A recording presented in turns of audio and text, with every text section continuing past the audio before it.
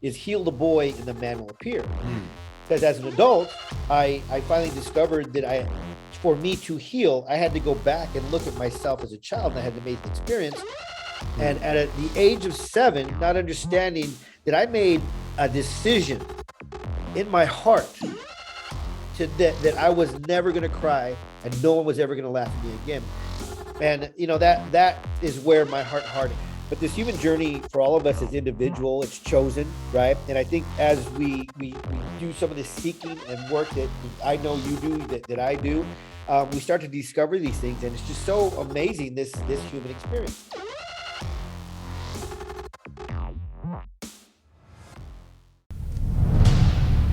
The power you seek lies within you, as we are each infinite beings living a human experience. The truth of who and what we are has been hidden from us until now.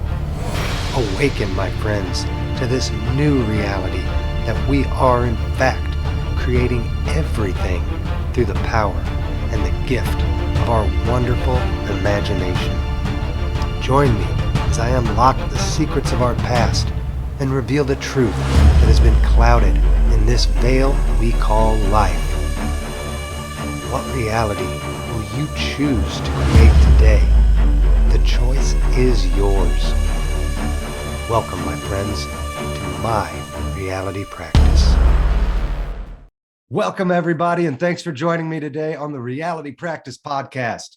Today's guest is Raul Lopez Jr. Raul is the founder of Tag Talks, a professional speaker and one of the most sought-after personal development trainers in his industry.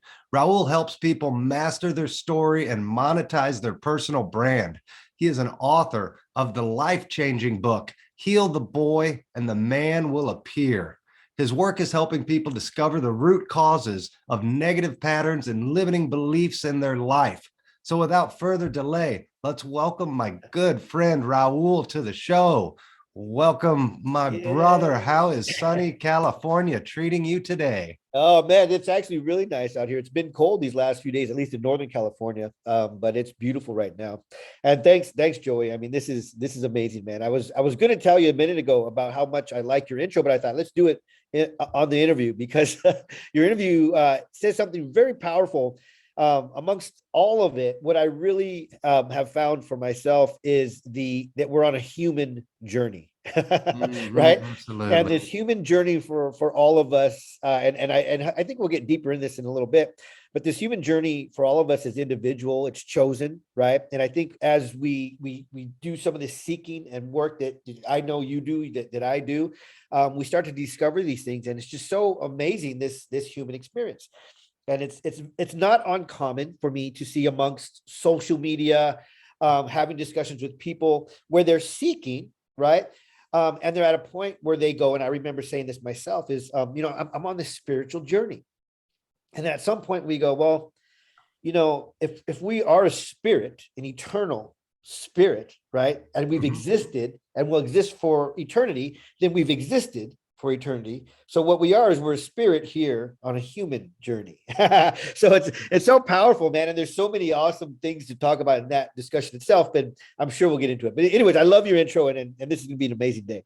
Thank you. I appreciate it. Yeah, that's the kind of the whole purpose of this show is to unravel that mystery that we're all here trying to experience, trying to understand. And instead of beating ourselves up for all the bullshit that we've lived in our past, recognize it really for what it is. And you, my friend, have such an amazing journey. You literally have created a reality that most people couldn't imagine or believe could be done.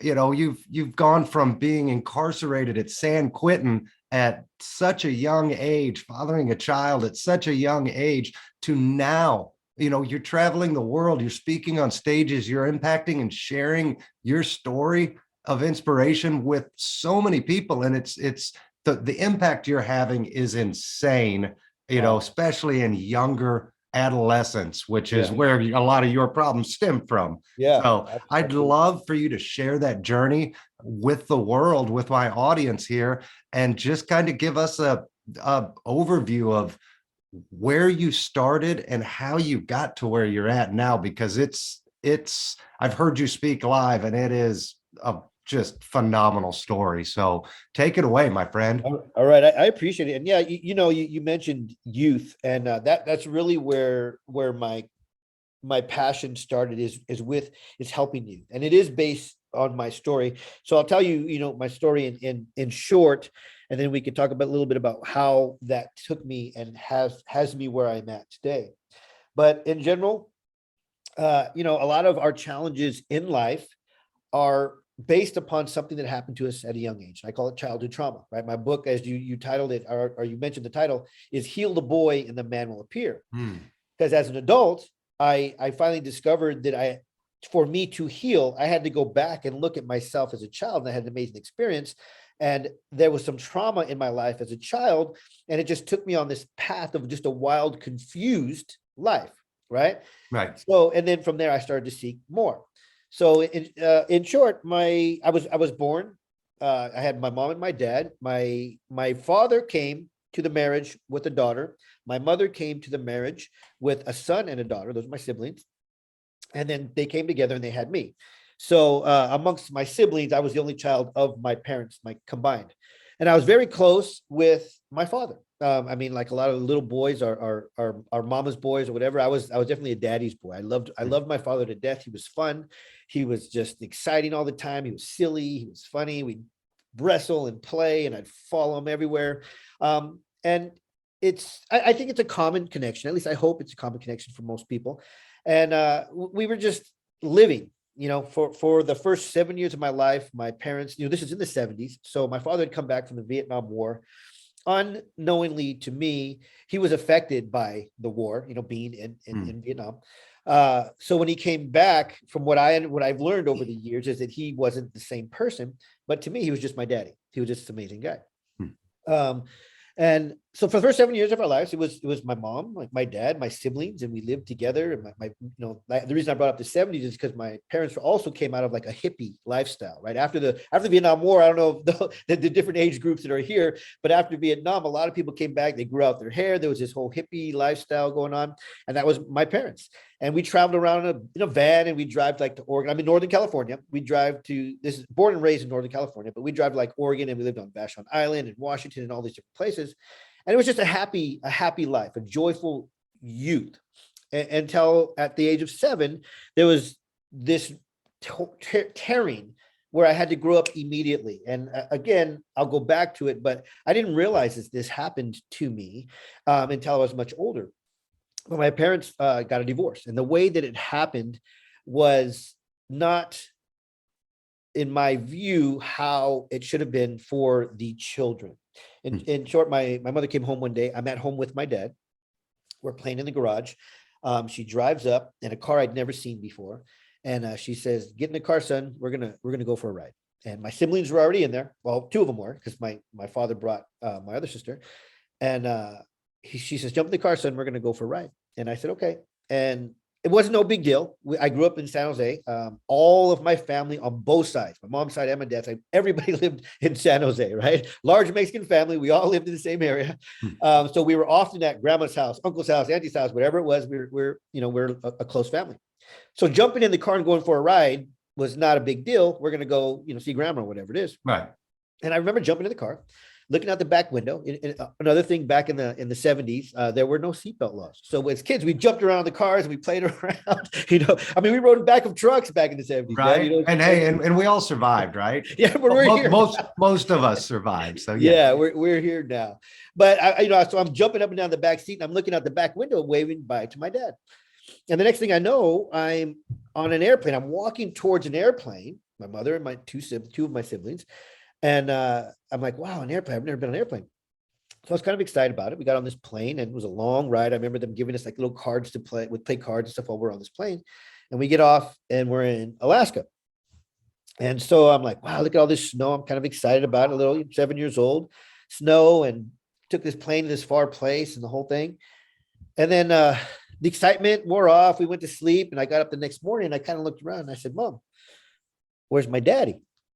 And to this day, from then it hits me. She just looked at me and she said, "Don't worry about your dad. You're not going to see him anymore."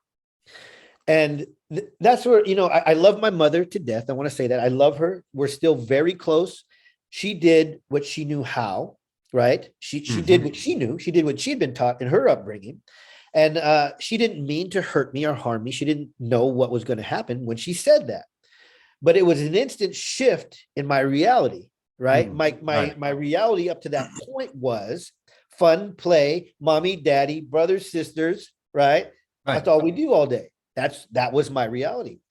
So when she said, "Don't worry about your father, you're not going to see him anymore," my reality shifted. It was a concept that I couldn't even imagine, right? Like, some people, everybody has different beliefs, but some people may not, believe in life outside of Earth. And if somebody landed right there right now, you'd be like, "Oh my God," like I didn't even believe, just a shift in your whole reality. Right. All An of a sudden, instantaneous paradigm shift, just boom. yeah, like, oh my God, it's like a whole new thing. So that was the shift that happened to me. And I just remember like not understanding even what that meant. And, and I just, I said, wait, what do you mean? And she said, "Don't worry about it." But I couldn't help but worry about it. And so I had this whole mix of emotions, right? And the subtitle of my book, is Learn the Importance of Understanding and Expressing Your Emotions. And that is because at that time, at the age of 7, I didn't understand the feelings that I was having, the emotions that I was experiencing, because they'd never been explained to me. But looking back, I know I was confused. I was angry. I was hurt. Right. I mean, I was wondering what's going on. I mean, just pain. It was just all this confusion. And confusion is a very powerful word, especially for a young child, but at all ages. But confusion, right? Confusion. I didn't know what was happening. I didn't understand. I couldn't create, or I couldn't imagine what was happening, that reality shift. So it really started to tear me apart. And I felt like my childhood ended. I didn't feel like playing anymore. I wasn't a happy kid. There was just all this sadness, and all I wanted was my dad. Yeah. And, for whatever reason, my mom wouldn't even let me talk to him on the phone. So I went through this. Real quick, I just want to say that in and of itself, I can't even imagine, you and I have a similar background. I was abandoned at birth, basically by my father. And I grew up for those first 7 years until my mom remarried, not having a father, not even knowing, what that love, what that playing, what that connection was. Yeah. And I can't imagine, how many people are out there like you that have had that connection, had that love and that happy family, and just to have it ripped away from you through no fault of your own. You said confusion. And I mean, I can't imagine. I think to my youngest child, who's 11 now, but God, I think back to him, like I remember him at 7 years old, and how that would destroy him if he would be taken away from me. It's like, nope, you're not going to see your father anymore. And it just, I can't even imagine the kind of hurt and the kind of just confusion and everything that's going on in your mind at that age. It's God. Thank you for sharing it. I mean, this is powerful stuff, man. It is powerful stuff, and it's why I'm so passionate about sharing it, because we'll reach parents, right, who don't realize that their kids are having this confusion, this depression, this anxiety, all these emotional pain. Nobody teaches kids about their emotions. Very few, yes. I won't say nobody, and I'll tell you a little bit later. The first time I actually learned about my emotions, I was a full-grown adult. But we don't teach our kids these things until we understand that it needs to be taught. And like you said, you just mentioned that you can't even imagine, and a lot of things for us are hard to imagine unless we experience it, and we can hear it and we go, "Yeah, man, that sounds horrible," and I feel for you. But when you experience something, it's different. I mean, it's where it shifts your reality. And I'll give you an example. I went through all these challenges, and I'll tell you more about them in just a second. But I remember one time having a conversation with my mother. And, sadly, we've not sadly, but we've had some really good conversations about my life. right? Mhm. And the sadly part is that she blames herself, and I tell her not to. You know what I mean? This life Yep, does happen for us. It doesn't happen to us, you know. absolutely. And so I don't blame her for anything, and I ask her not to blame herself. But one time she we were having a conversation, and she was saying, "I don't understand, son. I don't understand why did that screw you up so bad? What? I don't get it." And I remember just I looked at her and I said, "Mom, you had you grew up with your mom and your dad, right? Grandma and grandpa." She said, "Yeah." I said, "For your entire life, right?" She said, "Yeah." And I said, up in they're passed now, rest in peace. In the last 5 years, they've both passed, they're older. And I said, "But you had him your entire life." I said, "When you moved out and you could go see grandma and grandpa anytime you want, you had your daddy your whole life, right?" She said, "Yes." I said, "So you're right. You can't imagine what it's like, to Absolutely. be Yes. torn away from your dad." And I said, "Think about it right now. What do you think would happen if you were torn away from your dad?" And then I think she started to understand how it could really affect us, especially as a child. Just like you're mentioning, it's just there's all this confusion.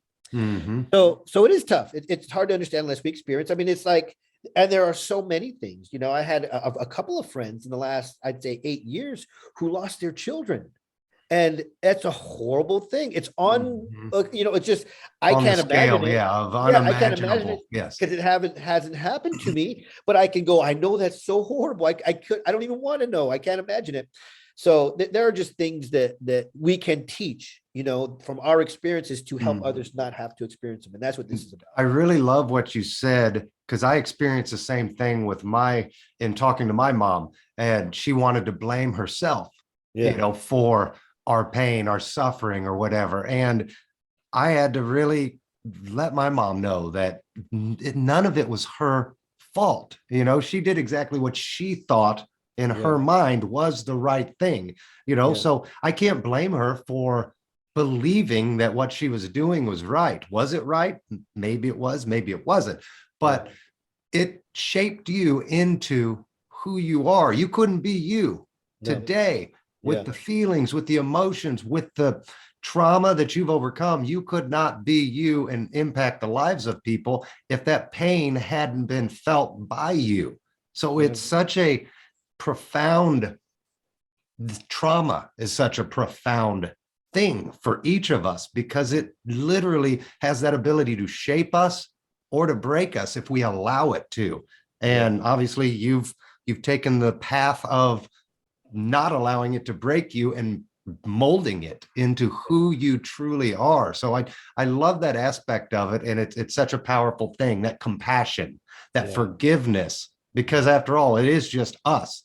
Yeah. You're in your own universe, your own reality, creating this world, this everything you see. So it's your choice to either see it as anger and sadness, or it's your choice to see it through love, compassion, Yeah. forgiveness of your mom, and just loving her because she did Yeah. the best she could. So I, Yeah. I think I wanted to hit that point there because it's such a powerful It is. aspect of creating our reality, is that A- a- forgiveness and compassion and Absolutely. love.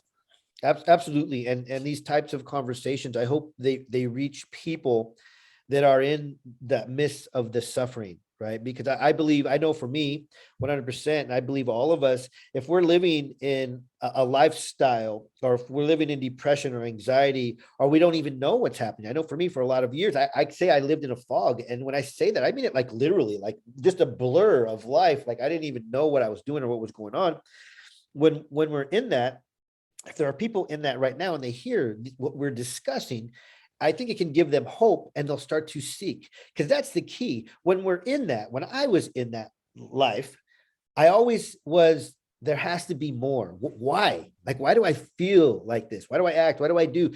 I always had those questions.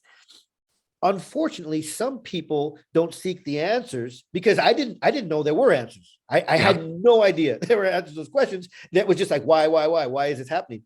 So unfortunately, some of us don't realize there are answers, and we turn into that victim mode, right? We turn into Mhm. victim. And if we get into victim, you can be stuck there for your entire lives. My Oh youngest gosh, client, yes. my youngest client was 9, my oldest client was 89, and they had the exact same problem, right? They held in their negative. They didn't know what these depressions was. They didn't know what these emotions were, and they held them in, so they would just blow up and burst all the time, right? God, I can relate to that 100%. 40 years of my life I spent playing the victim I didn't realize I was playing the victim. I didn't even realize I had this subconscious hidden down trauma, Yeah. and Yeah. I was exploding all the time. I couldn't control my anger. I wasn't violent, but I was very out of control with my Yeah. emotions, Yeah. so it it was scary to me, Yeah. especially when I realized what had happened and why I acted the way I did.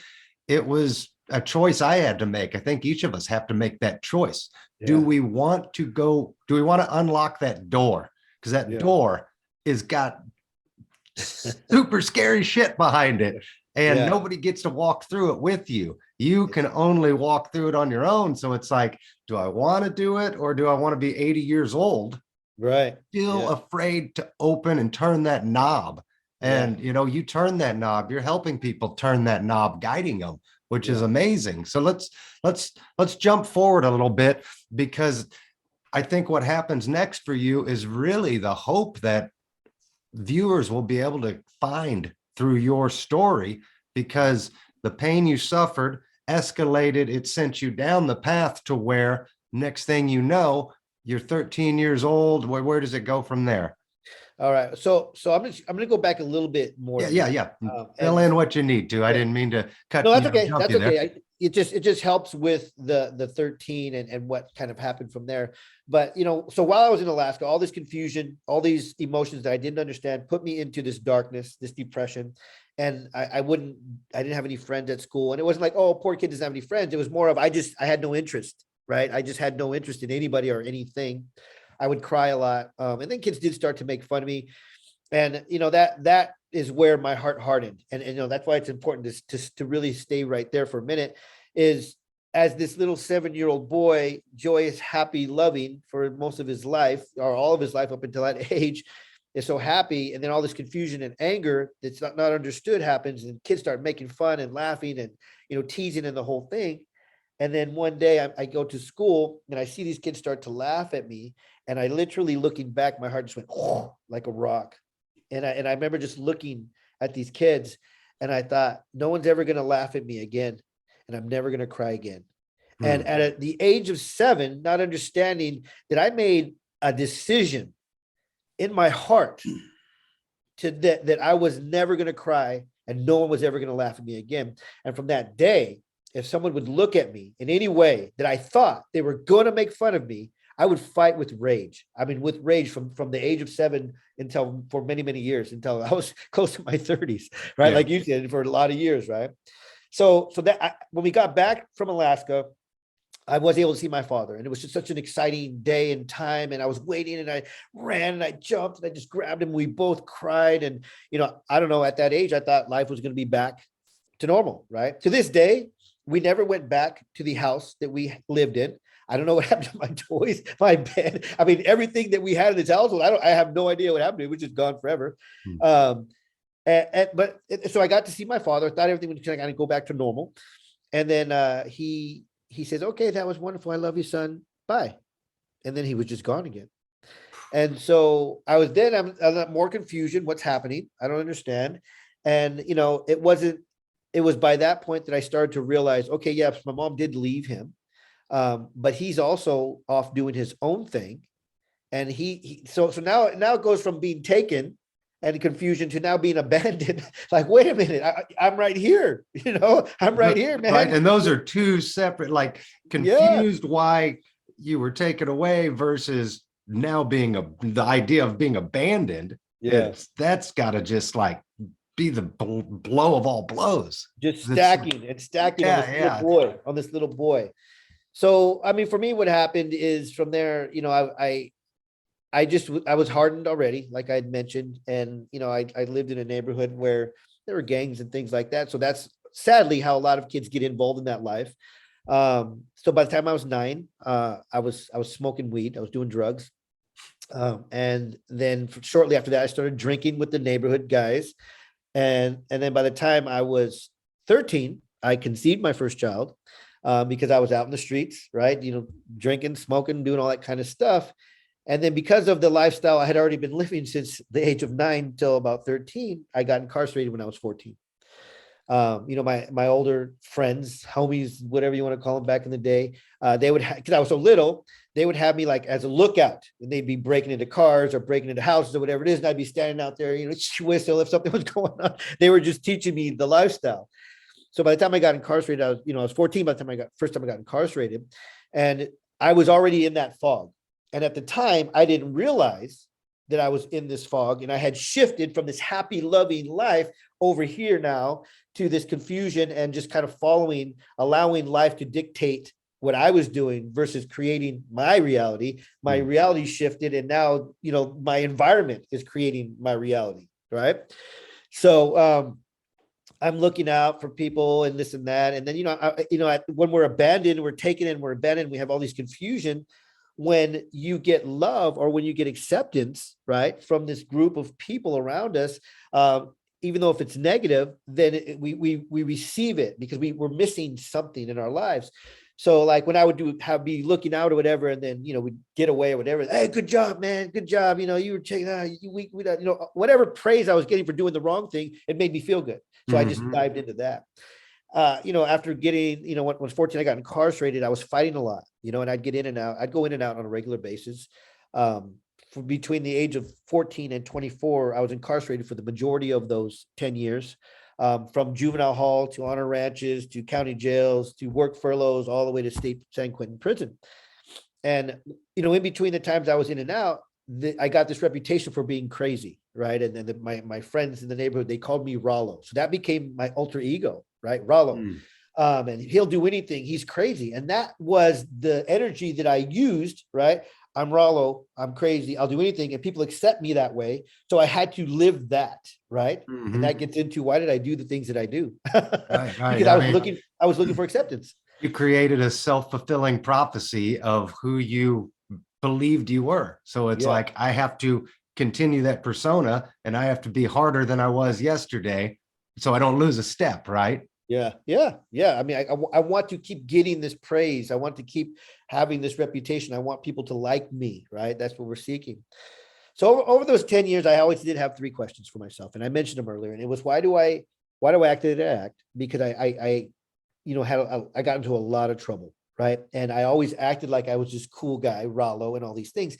But internally, I was broken, man. I mean, you've heard tears of a clown. I mean, that's really what it was. It was this tough guy persona with girlfriends and everything else and all this and that. But internally, I was broken and I was hurting. And I was just, I wasn't a happy young child. Now I was all of a sudden this little gangster doing all these stupid things, right? My childhood had ended. Right. So why do I do what I do? And then I was saying, why do I act the way I act? And then why do I do what I do? Because I did all those things, right? Every time we were going to go rob a house or do whatever we were doing, I was like, man, I shouldn't do this. I'm going to get in trouble if I keep doing these things, but I would do them anyways, right? And so why do I do what I do? Why do I act? Why do I do what I do? And then the most powerful one that I didn't have an answer to is, why do I feel this way? Because at the time, in those years, I didn't realize that this was a childhood trauma that happened to me when I was 7 years old. So why do I feel this way? I don't understand it. And I'll tell you, amongst all the things that I was doing to get the attention, right, to try to be fulfilled and all these things that I was trying to receive, I often found myself walking down the street in the middle of the night at a very young age, just by myself, just walking, just lost, literally. We'd go out and we'd go to the movies or something, right? All the kids would go here, and we'd all kind of go do these things that teenage kids do. And at the end of the evening, all the parents would pick them up and they'd all go home and they'd go do their thing. And I would just be standing there all the time. I'd be by myself. And honestly, a lot of parents would say, do you need a ride home? And I would just say, no, right? It was just like, no, I'm okay. I'm okay.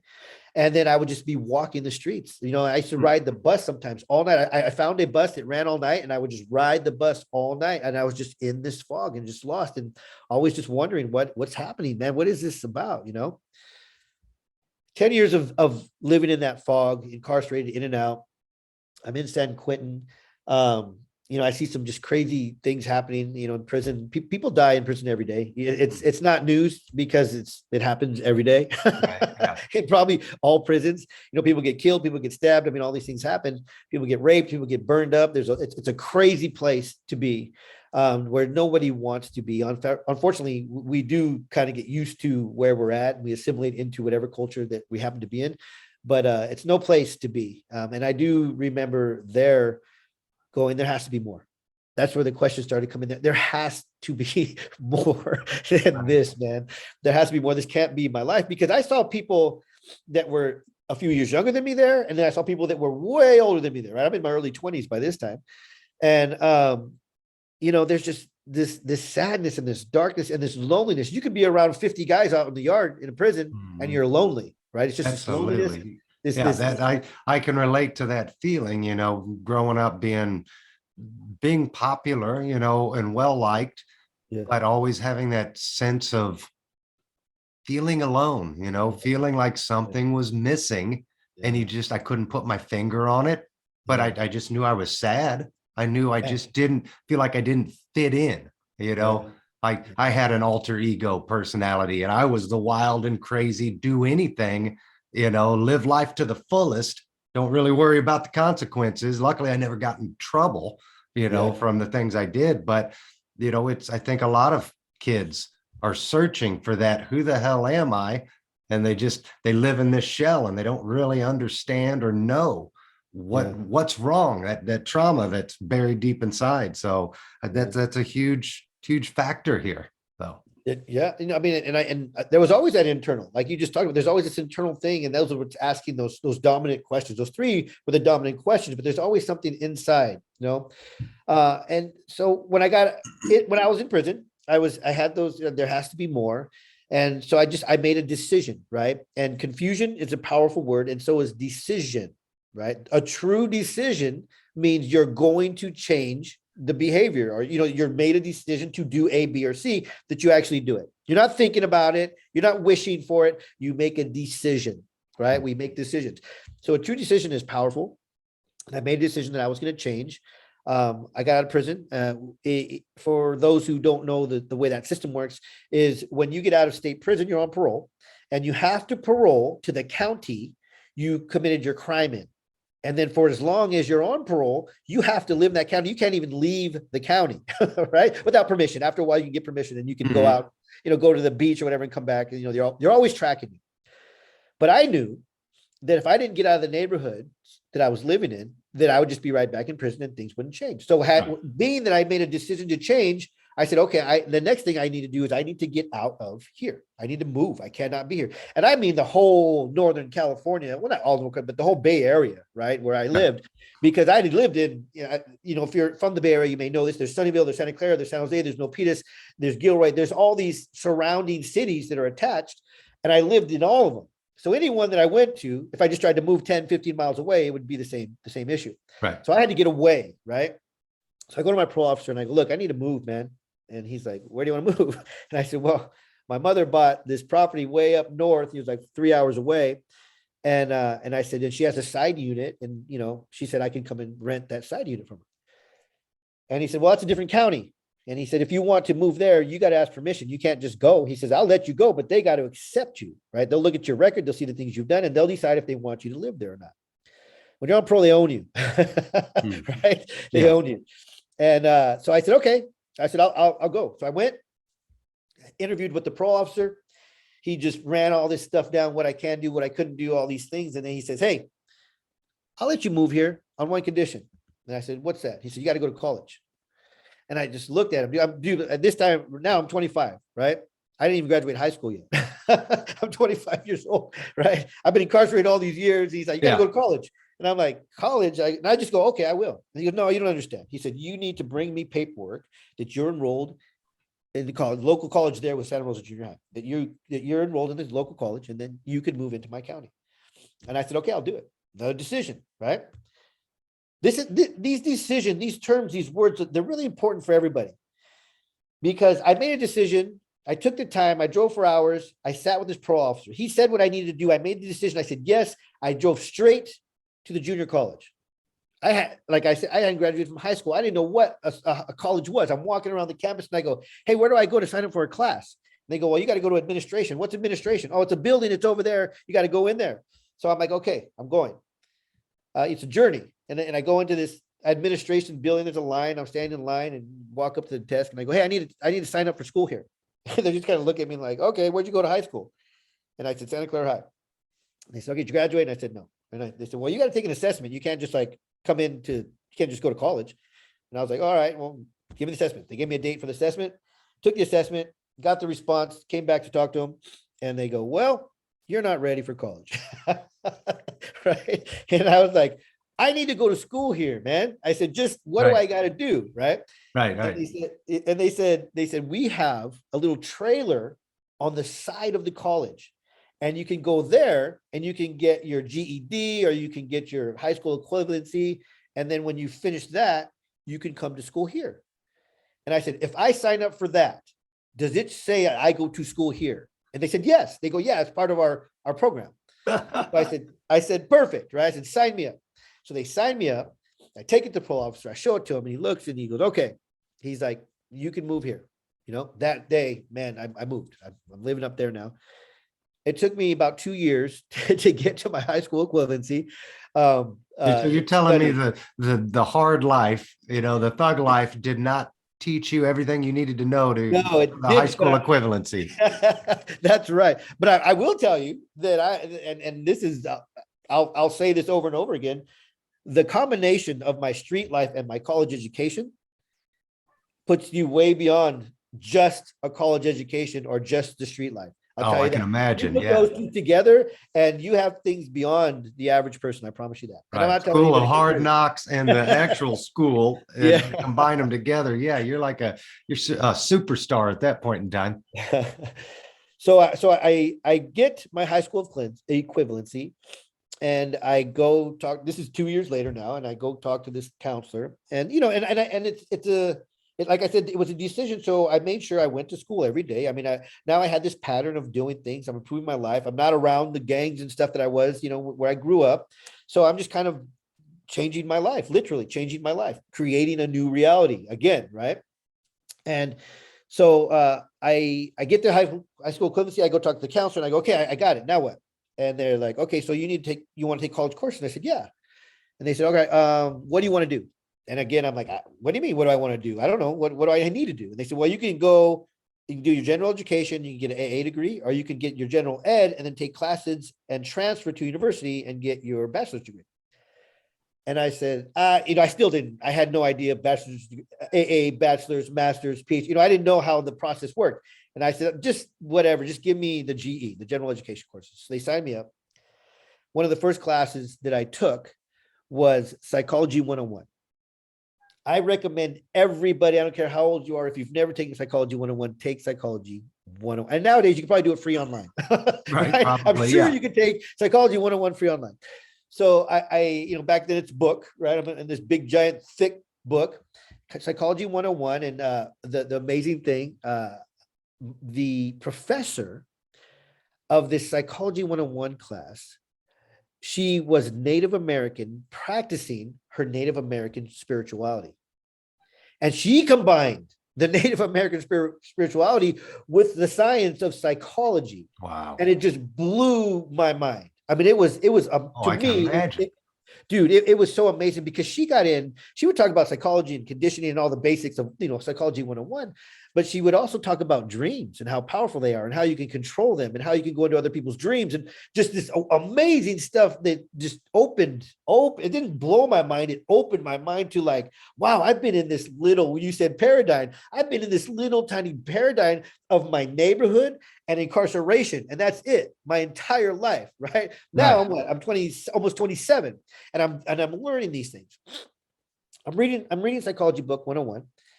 And I get to a section and it says, just make examples.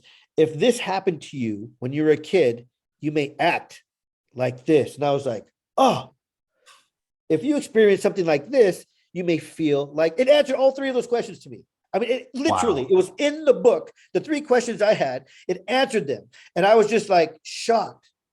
There are answers to these questions. People don't know, to this day, don't know there are answers to the questions of why do I feel like I feel? Why do I act? How many years you spent? 15 years or longer asking yourself these questions. Little did you know, all you had to do was turn to that page and literally they were right there. And yes, you can't change how your life went, But it's like you can't beat yourself up for not having found it sooner, because you sure as heck weren't ready to have Right. discovered that. If somebody would have answered those questions for you at 14, I doubt it would have impacted your life in any way, and you still would have ended up where you I ended agree. up. I agree 100%. And the example that I have for you on that, I mean, I think we're both Tony Robbins fans here. Mhm. My mother used to listen to Tony Robbins in the 80s. And Wow. she had cassette tapes in our car of Tony Robbins. And I forget which one it was, but it was when he was really young and he's in a suit and he's really skinny and his hair is parted to the side. Uh-huh. And she's playing this Tony Robbins guy. And she says, you need to listen to this. Because I'm getting in trouble. All these things are happening in my life. She's like, you need to listen to this guy. Listen to what he's talking about. And she hands me the cassette tape and I look at it and I see Tony Robbins, right? And I'm like, who's this guy? He's like a dork. He looks like a nerd, right? And I throw it down. She's like, just listen. And I paid no attention, right? Yeah. So exactly what you just said, it was presented to me, but where I was at, I could not see it, right? Right. What is the other saying? The teacher will appear when the student is ready. Right. Correct. Yes. Yes. Because funny enough, years later, I discovered Tony Robbins and I'm just so thrilled with it, what he's teaching, and I'm soaking it all in. I tell my mom, have you heard of this guy, Tony Robbins? And she slaps me and she says, I tried to show you that guy in 1984. I tried to keep you out of jail with him, and you refused to listen. He refused to listen. So I get the answers, right, to these three questions. I'm in, and what I do from there is, because I'm so intrigued that they're answering these questions, is I go off path to the GE and I'm studying every psychology class that I can. I'm studying every communications class. I'm studying biology. I'm studying neuroscience. I'm just studying everything that I can to help me understand me, right? And I learn so much about the mind, right? Emotions and all of these things that are going on. You mentioned earlier about youth. The first thing I did is I go, why didn't anybody teach me this stuff when I was a kid? Right. And again, we just talked about it. Sometimes we won't even hear it. But for the most part, with the exception of my mother, nobody while I was in juvenile hall or any of these facilities tried to explain psychology or why we do what we do or all these types of things. For the most part, it was, why'd you do that? I don't know. Yes, you do. I don't know. I don't know. Yes, you do. And it's like, when I work in juvenile hall with kids, volunteer, and they do something and somebody asks why did they do what they did, and they go, I don't know. I believe them 100% because I know I didn't. I had no idea why I did the stuff that I was doing. That's why I had the question. I still And deal with that on a daily occurrence with my wife. So I don't know. I wasn't thinking, literally. I get it. I get it. Or either that, or as men, we go, I didn't do anything, but I guess I did. Anyhow, so that was where the start of this fire and passion for people, it started. Is I was like, I got to go teach these kids this stuff that I'm learning. And if I could even, if I could teach these guys something and help them understand, then maybe it'll shift their life and they won't end up where I did, how I did. So I signed up and I started going to juvenile hall up in Sonoma County, and I just started going in there weekly and working with these kids. I did that for 20 years. I mean, I've been doing it here in Sacramento up until COVID. I was doing it here. So I love doing that. Now, so I studied all these things. I stopped going to, I never got a degree. I did study at Stanford. What I did is I started when I was researching psychology and best places to study and all these things. I learned that Stanford University has an amazing psychology program, right? So I was like, I want to go study at Stanford. So I asked the counselors and stuff, and they're like, well, you can't because you didn't structure things right. You just kind of went off and studied whatever you wanted to. But I had way more units than it would take to transfer. I had more units than a bachelor's degree takes, but I didn't do their path. So I'm like way over here, but I didn't follow their path, so I couldn't get the degree. But because I had so many units, they said, you can go to Stanford on what's called continuing study courses, but you just have to pay for them out of your pocket. You can't get like federal, funds and all that kind of stuff. Yeah. So I said, I'll do it. So I would pay, I don't know, $1,500 a class or whatever it was. And I started studying psychology at Stanford because I believed that was the best place I could get education. And it was amazing. So I got to psychology. I understand the science of the mind and the body, biology, what we eat matters. Everything we put into our body, it affects the way we feel, act, and do. Okay. Yes, it does. The way we think, self-awareness, being self-aware, understanding neural associations, a lot of the stuff I think that we've talked about in the past. It all has to do with why we feel, act, and do the things we do. So, like I said, I discovered that stuff. I was going to juvenile hall. Now, so I started my life, right? Now, by this time, I started my life. I'm about 30 years old. And I want things, right? I've shifted my reality now, right? I'm no longer a little gangster. I'm no longer getting incarcerated. And that was a battle in itself, because after 10 years, what is that term? When people are used to being incarcerated, I can't even think of the term right now. I mean, Institutionalized. institutionalized, I was, right? I was definitely institutionalized, and there is a draw that just brings you back. I mean, that's a Mhm. real thing. It's psychological also. Oh yeah, it feels safe. I mean, that's your family, that's your home, that's where you know everything that you think you Yeah. know. It's like comfortable. Yeah. It's where you're comfortable. That's exactly it. And that's how powerful the mind is, right? Mm. I was more comfortable in a place where people getting killed and raped and everything else every day than I was trying to figure out what the next step is in free society, right? Yeah, The right. unknown, right? We fear the unknown, and we think that's something we got to get past in our lives. So I got through that though, and I remember the battle, but I did get through it. And now I'm starting my life, and I decide to my wife and I, right? Well, this time I had my wife, we have our kids, and we buy a house, right? And we're like, okay, now we got a good job. Here's the other thing I want to say: if there's anybody watching this who's ever been in prison and they think that they can't get a job, they can't start a business, they can't do these things because they've been in prison, that's not true. I've worked for two Fortune 500 companies since I got out of prison. Okay, two Fortune 500 companies. On one of them, I was on the corporate management team of a Fortune 500 company with a felony on my record. So there is no, there is no reason to go. I can't. And I remember thinking that too when I was young and incarcerated. Oh, now I'm in prison. You know, what do they call people in prison? Losers and this and that. And I'll never be able to get a job and all these things. I used to think that too. But I've proven for myself, I've proven that wrong. So, and I know a lot of people. I've met a lot of people. I know a lot of people that were incarcerated in prison, and they're doing very well, and you can too. So, understood the psychology, understood the science, mind, body, started to seek God, the spiritual side of things, right? Got to a point in my life where I was doing very well financially, had properties all across the United States, cars, fancy stuff, just stuff, material things, doing very well financially. Something was still wrong. It was still like, okay, after I shifted that reality into I'm no longer that person of incarceration. I went to school. I was that person for a while, and then now I'm a parent and growing to have a family. I thought money would solve the problem, so I went after it, made a decision, went after it, made some money, and then I'm sitting there. Now what? now what? Now what? Because I don't feel any better. Now what? Now what?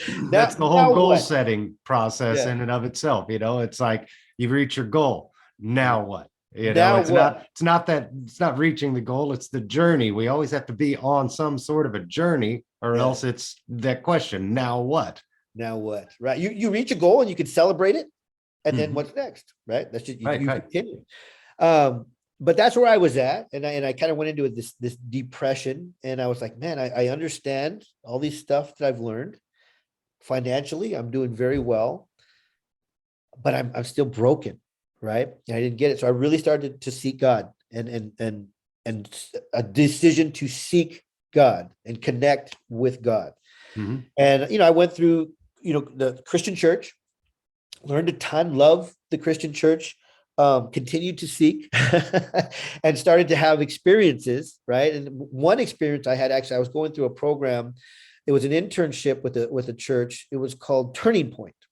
And in this program, I was fortunate because I had done well financially that I could take off 6 months from my business. And I went through this program. So it was every day for 8 hours a day. So I would still work a couple hours a day, but I went to this program for 6 months, 8 hours a day. And a lot of it was soaking, praying, writing, seeking that connection with God. And during one of these prayer sessions where I learned to quiet my mind and I learned to soak in prayer, right? When we're praying, we're talking to God. When we're soaking and meditating, we're listening, right? So I'm in a state where I'm receiving, just soaking. And God starts to show me where he saved my life over and over and over again while I was in that wild streets, prison, and all this. I mean, literally visions where I got in this horrible car accident one time, and he showed me where he grabbed me with his hand. I mean, I'm as big as the little tip of my pinky, and his hand is like this, and he grabs me and he lifts me up so that I don't, get killed. And he just starts showing me all these things where he's been with me my entire life. Oh, that And is amazing. it really was. And I started to cry, and I was like, wow, there's a God. I mean, you can feel it when I even think about it. I go, man, there's a God, and he's been with me this entire time, and he saved me from all of these things, and he's allowed me to survive all of this. And was when I started to realize that there was purpose to everything that I'd experienced. Right. And I use that, I've had similar instances where I've gone back and I've been shown, why everything happened the way it had to happen in the exact way, similar to that. And I use the term a lot with people is you found that moment of grace. You literally were living in the grace of kind of seeing all the puzzle pieces connected. Like we 99% of our lives, we're living in that forgetting of not understanding, not knowing, but that little moment of grace that we get privileged to see every once in a while, it kind of reveals this part of the puzzle and that part of the puzzle. And it's just, it has that feeling of just, you're so protected. There's nothing to be afraid of, like just that letting go, like, thank you. Thank you for showing this to me. That's all I needed was that little, just that little moment. And that's all it takes to know that there's so much more and that we're so much more connected than we ever realized. So continue on. That's okay. Well, see, man. I have as much time as we need here, but I was trying to save time, and I didn't say a story that was happened, but based on what you just said, I have to tell it because you wouldn't have said that if it didn't need to be said. I'm in this prayer, right? And many years before I'm in this turning point program, I had a dream, right? And in this dream, I'm in my old neighborhood, and it's dark, and I lived a long street, right? And it was like a long, everybody on the street was in the same gang, super long street. All my buddies lived up and down the street. And in this dream, I walk onto the block, and it's pitch dark outside, and I have this completely lost and dirty feeling. I'm lost. I don't know what I'm doing, and I'm dirty. So initially, I feel like I need to take a shower because I felt like dirty, and I think I need to take a shower. And I remember walking up to one of my buddies' house, and I'm looking in his front window, and he's sitting on his couch eating a sandwich, watching TV. And I look in, and something inside me said, this is not where you're going to find what you're looking for. This is not it. So I go, okay. And I cross the street to my other buddy's house, and I knock on the door, and I go, hey man, what's going on? And he's like, nothing, what's up? And I said, I need to take a shower. And he was like, sorry, man, my mom's here, dude. You can't take a shower here. And I'm just like, all right. This is a dream you're having. This is a dream. Yeah. Okay, this is a dream. So he's like, you can't take a shower here. And I'm like, all right. And again, I get this feeling like, okay, this is not what I need. So I'm walking down the street, going from friend's house to friend's house. And I get to one friend's house, and he goes, and I go, hey man, I need to take a shower. And he goes, sure. And it's a dream. So somehow he literally brings a shower to the front door, this whole shower, and the front door is open. All of a sudden there's a shower there. And he's like, go ahead. And I'm like, no, I'm not going to take a shower. This is not what I'm looking for. Right. Here's what pops into my head. I told you I had a child, because he's my first child at 13. The mother of my son, my oldest son, her name is Grace. And so what popped into my head was Grace. And I was like, oh, that's where I need to go. I need to go see Grace. So, and all of these streets and everything I'm doing is real in life. Like there's really that street, there's really the bus I got on, everything is real. Mm-hmm. So in this dream from that house, I think about my son's mother, and I run over to the bus stop because I know how to get to her house. I get on the bus, and I get to this thing was called Franklin Mall. And this mall is kind of where all the buses come. And then from there, I can walk to her house. So I get off the bus, and I start to run towards her house. And when I get in the middle of the street, it was nighttime, right? Like I said, it was real dark, so it was nighttime. When I get into the street, I'm surrounded in a circle of fog, and there's light, right? And I'm like, wait, I can't, and I couldn't get through it. So I'm in this circle, it's light now, and I start to go, man, Grace is the answer. I'm supposed to go see her, and I can't get to her. Something's stopping me from seeing her. And I just kind of felt like that was it. Like there's nothing I could do. And I looked up and God spoke to me and he said, my grace. He said, this, not her, it's my grace. And so when you said grace, I was like, I have to say, I gotta tell, now I have to tell the story because That's amazing. I confused human life. I confused people. I confused material things for what God's trying to say to me. I wasn't dirty physically. I was lost and in a fog, right? Right. God's grace cleanses us. God's grace is what I needed. So house to house didn't save me. Trying to get to her house, God said, stop. That's not, you're not hearing me. My grace is where is what changes your life. It's like that was just another like vision. the painting of the Sistine Chapel, and where God and man are just fingertips apart. And you're down here and you can't figure out what that little inch in between there is. And then all of a sudden God was like, that little bit in between, that's the grace that you're looking to find. Remember me, and it'll all be revealed. Yes, 100%. Beautiful. It's so powerful. And at that age, I was open to receiving from God. I mentioned that he showed me a bunch of times that he was with me, and because I was seeking, he says in the Bible, seek and you shall find. And I was seeking, and so he started to show me, like, okay, it's about time, buddy.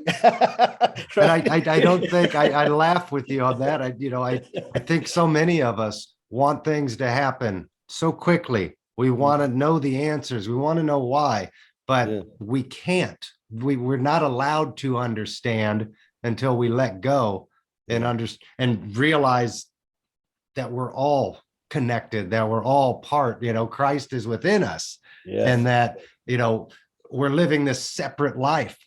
And once you start to understand that there is no separation, that we're all connected, then we can start to ask the questions, and they are given to us. They're given to us. For me, they've never been, I've had some that are directly answered, but usually they come clouded, in the veil of, we still have to figure it out, and trying to understand why. But sometimes, like you just had, it's like, boom, it just hits you, that light shines down on you and it's all revealed. It's such a beautiful moment. I wish I could experience it more often. Seek, man, keep seeking. And I know you do. And it will, because, and I think for that, it's intention, right? Going into meditations, I've learned to have an intention. If there's questions that I have that I just feel like I'm not getting answers to, I'll go into a meditation and just go, this is what I'm seeking. And, and I'll repeat it. This is what I need to know. This is what I'm trying to understand, and it'll come. I love that advice, as far as people learning meditation or going deeper into it. There's multiple types of meditation. For you spoke about prayer. Prayer is a meditation, where you're talking one-on-one with God. Then there's your just meditation where you try and just zone out and become nothing and let things come to you. And I do a lot of what you just said, asking and seeking, with an intentional meditation.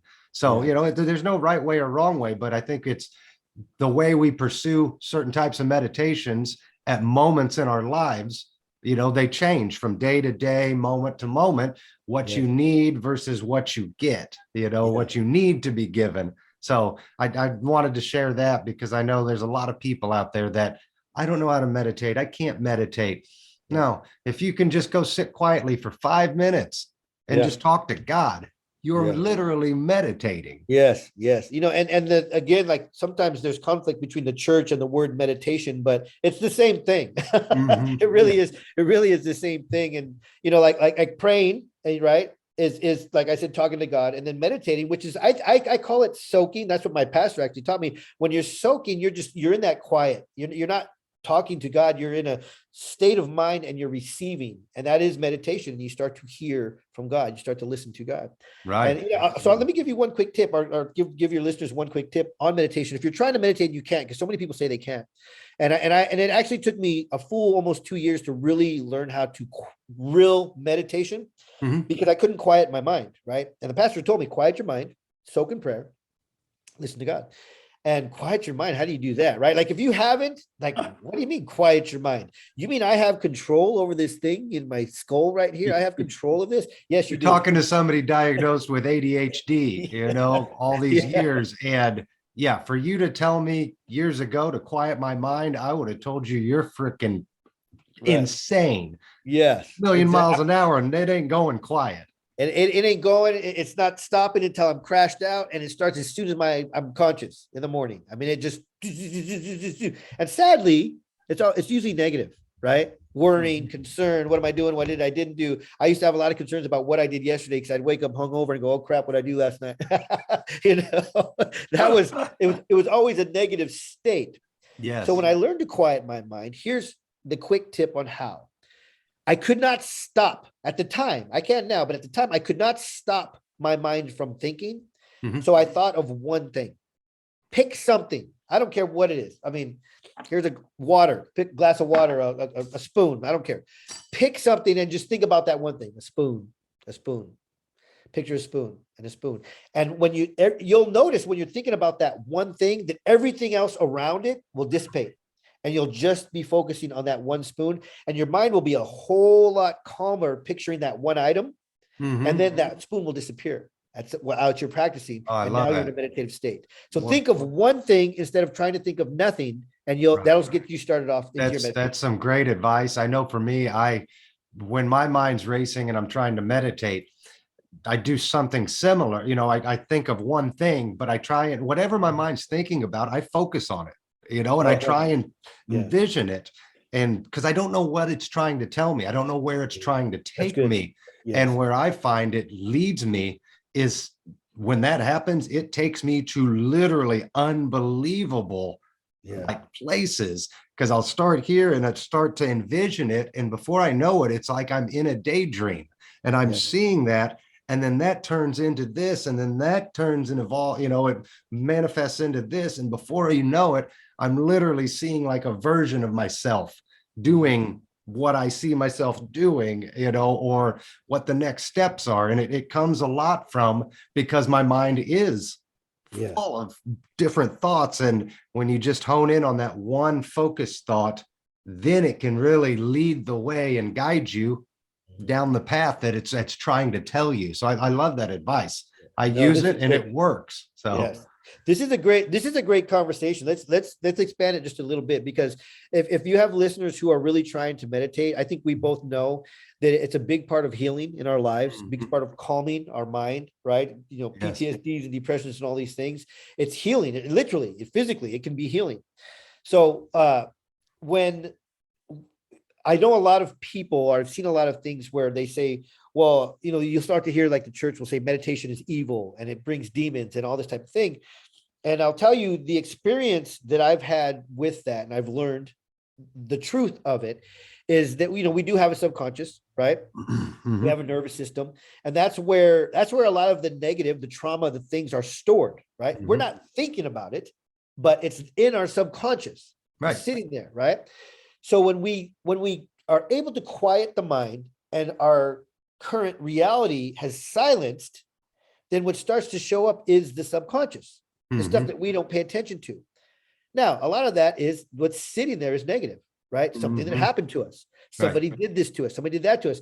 So when we're in that and we're in such this calm state, this peaceful state, and our mind is so quiet, and we'll get this powerful negative thing that happened, and it scares people, right? But like you just said, this is what reminded me of it. When that comes up, it's not to be scared of, it's to look at and understand, okay, this is something that I'm carrying, right? I'm carrying this with me. I haven't thought about this in 20 years. Why is it popping up in this meditation all the time? No, it's not a demon. It's not evil. It's what you're carrying within your subconscious, and it's coming now because you are quieting your mind and you're able to see what you're carrying, all that negativity, all that tension. So what you do is you take that, whatever it is, and you look at it. You go, man, that happened 20 years ago. That was horrible. Why is it popping into my head now? How is it affecting me now? What can I learn from this, right? And then you learn, and we can't teach it here, but there are certain exercises and things that you can do, and you can take that, you can crumple it up, you can put it on a rocket ship, you can do whatever, you can get rid of it. And you can imagine it, picture it being wrapped up in a piece of paper and then burned, and it's gone forever. And you'll clear it from your subconscious. So Absolutely. when stuff comes in a meditation, when you first start and it's negative, don't be fearful of it. Face it. Face your fears, right? That's a big thing. Face it, look at it, realize how long ago it was, and then it can't affect you now. It cannot affect you now unless you let it, and get rid of it. Clear it out. So that's an important thing for people to understand Fantastic about advice there. meditation. Yeah. That's spot on. That is exactly, how we go back and reprogram our minds. We have to clear that negative energy out. We have to clear those thoughts that are the 98% of the subconscious mind is what's driving us each and every day, whether we realize it or not. So if it's coming up during a meditation, it's trying to tell us something. Yes. And we can't run from it, or we're going to continue running our entire lives and keep repeating. It's the idea of I can't think, it's the law of maybe I'll think of it, but it's you keep repeating it over and over until you clear it and learn that lesson. That's why we're here, is to learn these lessons, to evolve. And if we don't face that demon, if we don't face that darkness that's in the subconscious, then our subconscious mind will continue to create the reality where it affects us and it exists, and it keeps building on itself. You get what you focus on or not focus on. 100%. But it's telling us, it's saying, I need to get this out. So therefore the healing can take place. And then once it's healed, it has no power over you ever again. You can look at it and laugh and be like, oh, I'm so grateful that happened to me, because now I can feel this way about it, as opposed to running from it and being so afraid to unlock that door like we spoke of earlier. Amen. I love it. And that's when we do what we're doing right now. You take that wisdom and you share it. You share it with others that are stuck in it and they haven't learned it and they haven't realized it yet. And we show them, look at this, this might be where you're at. And here are the tools. And here's your path. Practice it. Make the decision, the powerful decision. Practice what we're saying, because we have experienced it. We have learned from it. We have grown from it. So take what we've learned and use it and change your life. Beautifully said. Beautifully said. I know we're coming up. I think we're at an hour now, and we're running a little long. So I could keep talking with you on this stuff for hours, but I want to respect your time. Raul, I know you've got a pretty big spring coming up. You've got some massive, huge events that you're excited about.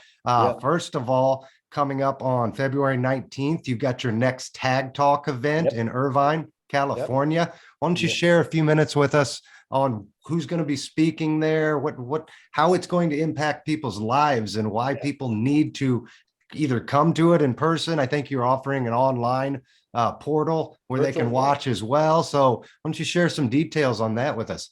I would love to. All right. So the Tag Talk event is February 19th. It's a Saturday. It's a 1 full day event. We have 10 speakers. I'm really excited about Jim Britt. Jim Britt has been around for a long time. He was business partners. He was business partners with Jim Rohn, and everybody knows Jim Rohn. He was literally business partners with Jim Rohn, and they together coached Tony Robbins when he first started. Right. He was Tony's first true mentor, like business mentor, I believe. 100%. He was. They hired Tony, and Tony sold their products, Jim Rohn's products. They hired him. They worked with him. And so he's been in the industry for a very long time. He does a program called Cracking the Rich Code. So all of these subconscious stuff that we're talking about that come up, when they haven't come up, they're still sitting there, and they stop us from doing a lot of things that we want to do. When we have a dream, when we have a goal, when we have all these plans, it stops us, and we don't even know it. We don't know why we procrastinate. We don't know why we're not taking action. We don't know why we have this wall that we have. We're going to go through all of these things at Tag Talks. So Jim's coming. He's going to teach about cracking the rich code. He's going to teach about, why we do or why we don't do the things we do. I've got powerful speakers that are coming just to share their story. We've been kind of sharing stories here, share their personal stories, the decisions they made to change, and the tools that they use to change their life. So there'll be some powerful personal life stories. That's what really Tag is about: transparency, acceptance, and growth. So I encourage and I inspire and I coach people to get on stage, and I help them get on stage and share their stories. We're going to have Kane Meekus. Kane Meekus is amazing. He has helped. He's one of my coaches, and he helps people. And he helps me put people's stories together and monetize it. Right? We have powerful stories. What you're doing right now, sharing your message, your story, putting people on podcasts, getting other people and helping them share their stories, getting it out to the world. There's ways that can be a business. You monetize that. I mean, you should monetize it. Right. I hope you are. That's the goal, of course. Yes. Yeah. It's a business. And what we do is we help people create a personal brand around their story in whatever industry they're in, and help them to grow their businesses using and helping other people heal, and at the same time making income out of it. So Kane is an expert at that, and we're gonna do some teaching and training around that. And then I have Jim Lutz. Jim Lutz is an amazing guy. He's hypnosis. He's an NLP expert and trainer. He's actually going to get people and help them bring some stuff up and eliminate it from their subconscious mind. You saw him do some of that stuff. It's pretty cool. So we're going to have an amazing day of powerful stories, training, and helping people come to the next level, whether it be in their personal life, in their relationships, or in their business. We're big. We work with a lot of entrepreneurs. So that's going to be an amazing day. Yes, it will. I was at the last one in October. I spoke and shared my story on your stage there, and the caliber of speakers that you bring in are truly inspirational, life-changing speakers that, it's a one-day event. It's so easy to attend. It's so easy to watch. And I think nobody's going to walk away from it with, not bringing in multiple tools or learning new tools that can help them along their journey here. And if nothing else, just inspire them, because we all have stories. We've all had obstacles. Some are bigger than others, but I appreciate your platform to allow us all to share those stories, to share our journey, because we each can teach lessons if we want to from what we've learned. So the next thing real quick, would be, where can people get tickets to Tag? You can go to tagtalkslive.com. I do have a link specifically to the landing page of that, but you can get tickets on tagtalkslive.com. Just look up, it'll say Irvine event, and you can get tickets there. I'll put some links in the comment box, the show description box as well. So I'll get those from you, and we'll direct as many people as we can to the event there. Lastly, you have also a pretty amazing event coming up at the end of April called your No Compromise. I think you're wearing your shirt for it. Am I? Yeah, no compromise. No compromise. And that's going to be a 3-day workshop on the beach in California with world-renowned hypnotist Jim Lutz. And you guys are going to be diving deep into NLP, teaching it, programming it, hypnosis, business development. Share a little bit about that, and if anybody's interested.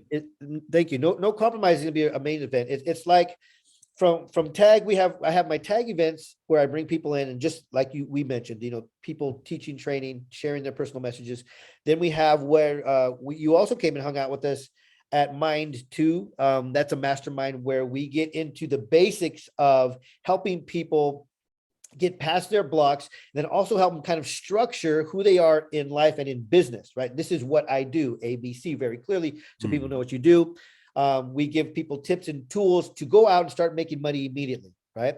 Now, from there, we have No Compromise, which we get in depth. It's a 3-day. It also includes a 2 months of Zoom calls leading up to it, where we prepare you. And when you leave No Compromise, you actually have a one-page website. You have a package that you can start selling immediately. We make sure that you're ready, up and running as an author, a speaker, a coach, whatever industry you're in, that you're up and running, you're actually selling a product and you're making money. So that's where No Compromise comes in. And we're actually going to be offering that from Tag also. So if you're interested in something like that, in becoming an author, becoming a speaker, becoming a coach, or being the best mortgage guy in the world, becoming the best real estate person in the world, whatever industry you're in, the best dentist, it doesn't matter. It's really important to come and check this out, because I'll tell you, I know so many people. I've worked with doctors, I've worked with lawyers, I've worked with on and on and on. And you would think, again, we talked about money from the very beginning of this. You would think that some of these doctors and these psychologists and things, they're making so much money, their life is perfect, but they go, I don't even like what I'm doing. I just want, I want to be a coach. I don't want to be a doctor where I have to prescribe medicine and follow the government rules. I want to just help people change their lives. And that's what we do. We help people change their lives. So that's what all those programs are about. Tag Talks, again, I'll give you the link directly. And here's what I'm going to do. for Joey, because this is an amazing thing. Joey's doing some great stuff. I'm making, and it'll be ready, but before you watch this, it'll be ready now. It's a discount code, and it's Joey, Joey.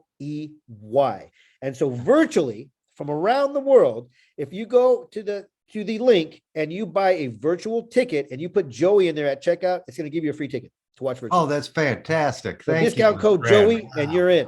All right. Oh man, I'm gonna have to do that, even though I'm gonna be sitting on the beach in Playa del Carmen are you? during Okay. that tag event. But I can now pull it up on my phone and get to watch as many as I can while sitting on the beach. So I definitely am going to take advantage of that. Thank you, my friend. You're welcome. I like that. So there's no excuse. I don't care if you're on a beach in Mexico or wherever you're at, you can watch these amazing talks. The link that I'll send you will be directly to the landing page. Let me do that. And then you can post that one here. Then you can see about all the speakers that are going to be there, and you can just click get a ticket and use discount code Joey, and he's going to hook you up with a free virtual ticket. Fantastic. One last, I guess, where can people find you on Facebook? It all, like I said, I'll have all the links in there as well. But where can people find you if they want to follow you, watch your YouTube channel?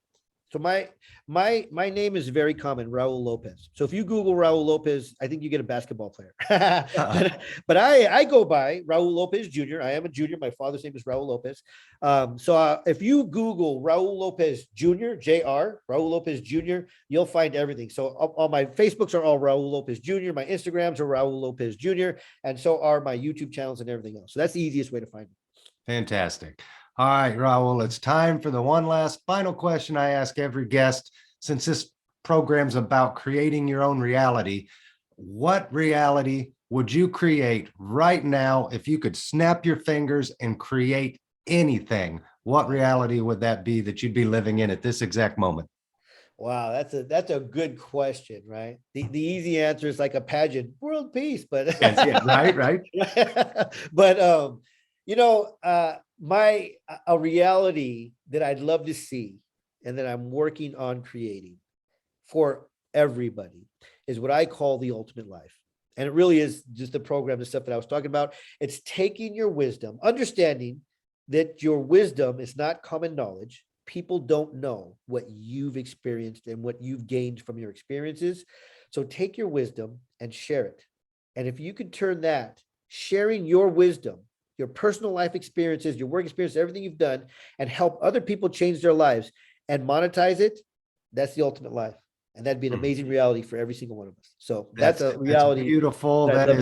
That is totally service to others. You want to create a world where everybody can give back in their own way and everybody can share our stories with the world, because what I've been through may not resonate with certain people, but it will with others. In your story and another person's story, we each have a way to resonate and connect with one another. More of us need the platform to be able to share that journey. And, I'm here to help you and encourage you in any way I can to help bring that reality into existence. So count me in, my brother. Thank you. Any last words to the audience? No, I mean, I think that we had some amazing conversations and tools and tips, right? And that's what it's all about. If we can give and some tools and tips. So anybody who needs help, that is looking to learn to meditate. I mean, I know Joey has stuff out there. I have stuff out there. There's so much to connect with and teach and learn. Click on any of our websites, see how we can help you. And we're here to do that. Those are our life's passions. So thank you so much, Joey. This has been amazing. Yes. I look forward to actually maybe another time that we get into specifically spiritual experiences. That'll be a great talk.